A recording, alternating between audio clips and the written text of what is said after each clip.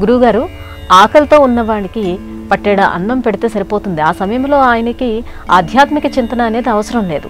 కానీ అన్నమాచార్యులు వారు ఏమంటారు, ఆకలితో ఉన్న సమయంలో కూడా హరినామ జపం అనేది అసలు విస్మరించరాదు అని చెప్తారు. ఎందుకని అలా? బాగుందమ్మా, మంచి ప్రశ్న.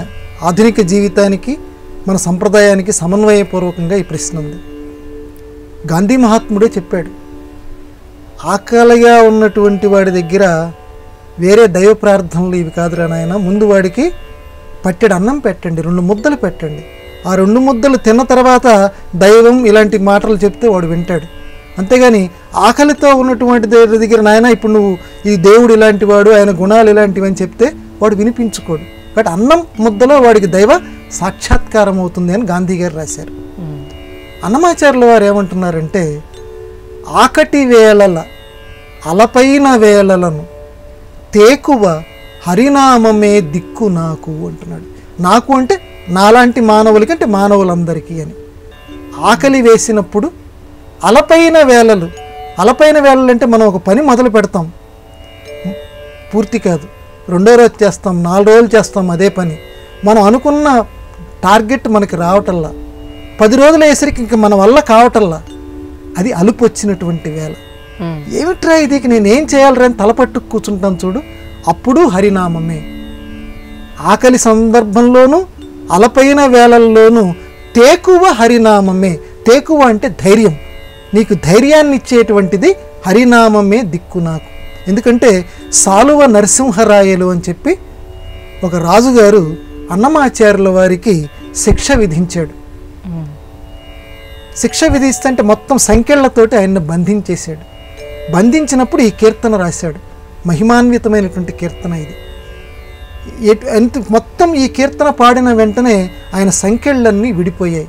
ఎందుకంటే ఏమోకో చిగురుటధరమున అని చెప్పి ఒక అద్భుతమైనటువంటి కీర్తన వెంకటేశ్వర స్వామి వారి మీద అన్నమాచార్యులు రాసిన సందర్భంలో తన మీద కూడా అటువంటి కీర్తన రాయి, నా భార్య నేను ఆ రకంగా ఉన్నామని చెప్పి రాయి అంటే, నాయన నేను దేవుడి మీద తప్పించి నరహరిని నుతించినటువంటి నా జిహ్వ నరపతుల్ని నుతించదు, రాజుల్ని పొగడదు అని చెప్పి అన్నమాచార్యుల వారంటే కోపగించుకున్నటువంటి సాలువ నరసింహరాయలు సంఖ్యలతోటి బంధించాడు.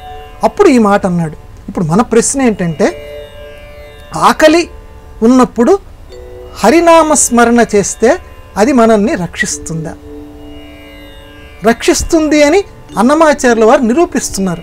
ఎందుకనంటే ఈ కీర్తన పాడిన వెంటనే సంఖ్యలు తెగిపోయాయి. మరి అన్నమాచార్యుల వారి మాటల్లో సత్యం ఉన్నట్లే లెక్క కదా. ఎందుకంటే అంత మహిమాన్వితంగా ఆయన పదాలు గనక లేకపోతే సంఖ్యలు తొలగిపోవు కదా. సరే, మనం ఇప్పుడు లౌకికంగా వద్దాం. ఒకడు అడవిలో నడిచి వెళ్తున్నాడు, చీకటిగా ఉంది, ముందు అసలు నడవకుండా అక్కడ నిలబడ్డాడు. ఆ పక్కన వాడు చెప్పాడు, ఎందుకురా నువ్వు ముందుకు అడుగు వేయటం లేదు అన్నాడు. వాడు చేతిలో లాంతర్ పట్టుకున్నాడు. చూసావా ఎంత చీకటిగా ఉందో, చూసావా కన్ను పొడుచుకున్నా కనపడినటువంటి చీకటి అని అంటే, ఆ వెనక ఉన్నటువంటి వాడు చెప్పాడు, నిజమేరా నీ ఎదుటంతా చీకటి ఉంది, కానీ 2 అడుగులు వెయ్యి, నువ్వు నడుస్తూ ఉంటే నీ చేతిలో ఉన్నటువంటి లాంతర్ ఉంది కదా, అది నీకు వెలుగు చూపిస్తూ ఉంటుంది. నువ్వు నడిచినంత మేర నీకు అది వెలుగుని చూపిస్తుంటుంది. ఇక్కడ నిలబడి చూసావు అనుకో, కడుగు వేయలేవు, ఎదురుకుండా అంత చీకటి. కాబట్టి నువ్వు అడుగు వేయటం మొదలుపెట్టు.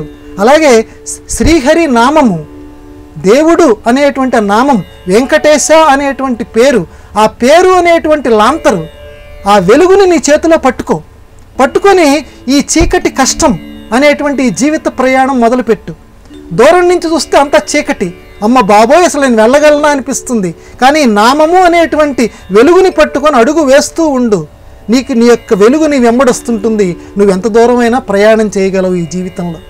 కాబట్టి ఆకలి వేళల్లో కూడా ప్రార్థన చేయి, ఏదో ఒక రూపంలో నీకు ముద్ద అందుతుంది. అన్నమాచార్యుల వారి కీర్తన నమ్మిన వారికి నమ్మినంత, అది తప్పనిసరి.